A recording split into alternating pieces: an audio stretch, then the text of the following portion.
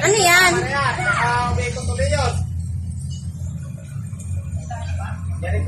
Ano na, anak?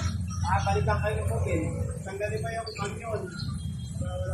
Wala, namatay.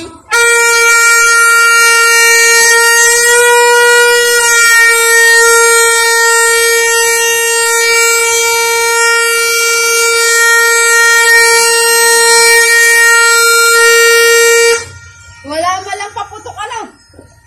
Wala, dito lang maingay. Tama na yan dito. Sa pathway.